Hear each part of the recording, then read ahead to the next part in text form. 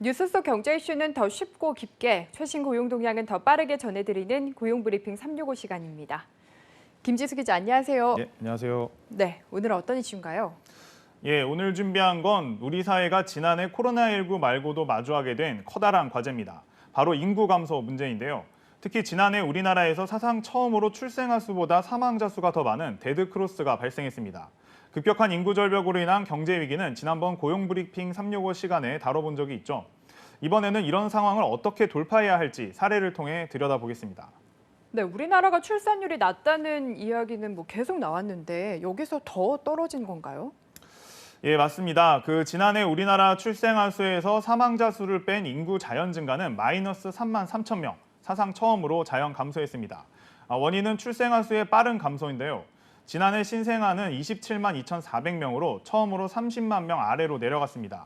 90년대만 해도 한 해 6, 70만 명씩 태어나던 신생아가 2002년 40만 명대로 줄었고 2017년 첫 30만 명대를 기록한 지 3년 만에 다시 20만 명대까지 떨어진 겁니다. 네, 우리나라 저출산 문제가 심각하다는 건 알고 있었는데 이렇게 그래프로 수치를 구체적으로 보니까 정말 와닿네요.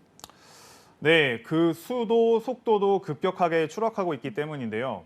관련 통계들도 잇따라 최저치를 기록하고 있습니다. 인구 1000명당 출생아 수는 5.3명으로 역대 최저이고요. 여성 1명이 평생 낳을 것으로 예상하는 아이 수를 뜻하는 합계 출산율도 0.84명으로 세계 최저치를 갈아치웠습니다. OECD 회원국 평균인 1.63명의 반토막 수준인 건데요. 바로 위인 스페인의 1.26명과도 격차가 꽤 벌어진 압도적인 꼴찌입니다. 현실화되지는 않을 것 같지만 영국의 옥스퍼드 대학교의 한 연구에 따르면 인구 소멸로 가장 먼저 사라지는 나라가 바로 한국이라고 합니다.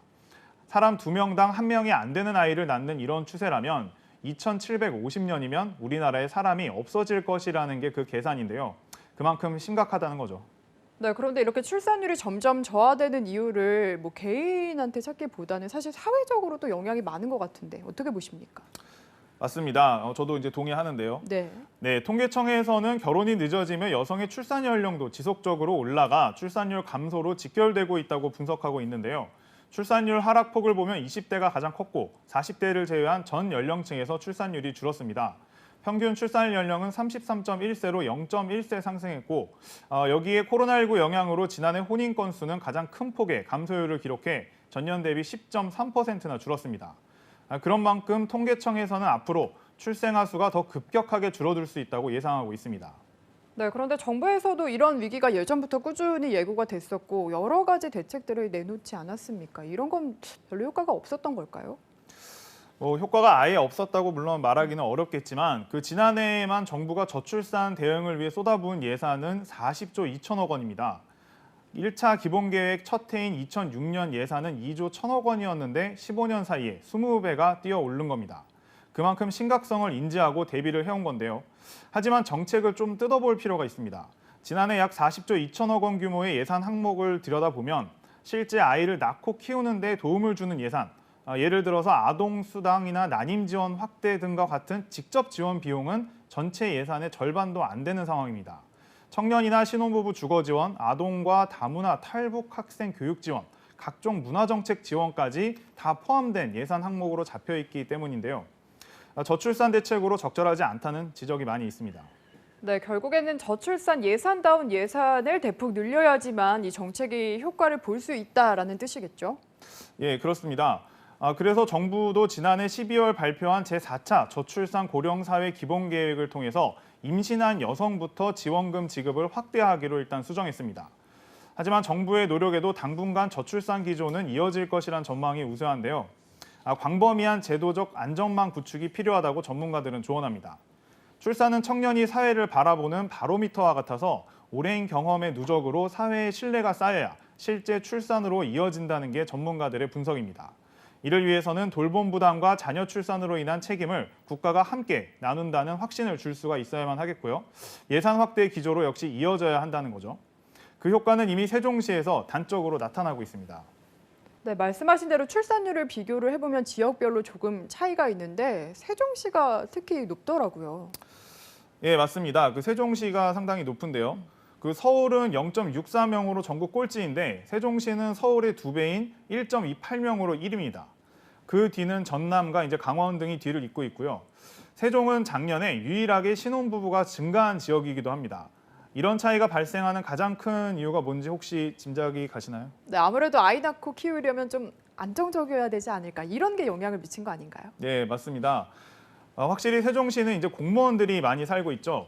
세종시가 오랜 기간 합계 출산율 1위를 지킬 수 있었던 이유는 바로 이런 안정적인 직업의 덕이 큽니다. 실업률이 낮을 수밖에 없고 무엇보다 특별 분양으로 내 집 마련도 가능하고 육아휴직도 잘 보장되고 보육시설도 잘 돼 있고요. 또 20대와 40대 청년층이 높은 비율로 구성돼 있어서 혼인율이 높습니다. 이런 환경과 조건 때문에 세종시가 다른 시도에 비해 출산에 유리한 인구 구조와 환경을 갖춘 것으로 평가되고 있는데요. 이런 세종의 출산율 비법, 정부가 어디에 돈을 써야 하는지 보여주고 있습니다. 네, 이어서 유용한 경제 용어만을 쏙쏙 골라 소개하는 뉴워드 시간이죠. 오늘은 어떤 단어인가요? 네, 오늘 준비한 단어는 혹시 그 지옥고라는 말 들어보셨나요? 지옥고요? 예. 천국 반대말 아. 지옥인가요? 그런 의미도 될 수 있을 것 같습니다. 예. 그래서 실제로 이건 반지하와 옥탑방, 고시원을 합친 말인데요. 주거 빈곤 가구의 고충을 표현한 신조어입니다. 이런 신조어를 양산할 만큼 부동산에 소외되어 있는 청년 1인 가구나 결혼을 앞둔 예비 신부, 신혼 부부가 많습니다. 특히 서울 1인 청년 가구의 37%는 바로 이 지옥고에 산다는 통계도 있습니다. 전국으로 확대한다면 그 비율은 더 많아질 것으로 보입니다. 이렇게 청년 시절부터 취업 걱정, 주거 걱정이 끝이 없죠. 요즘 젊은 세대가 결혼을 늦추거나 비혼을 결심하는 이유, 그중에 한 가지이기도 합니다. 네, 저출산 문제는 우리 사회의 경제 그리고 문화 심리까지 다양한 요인이 결합돼 있는데요.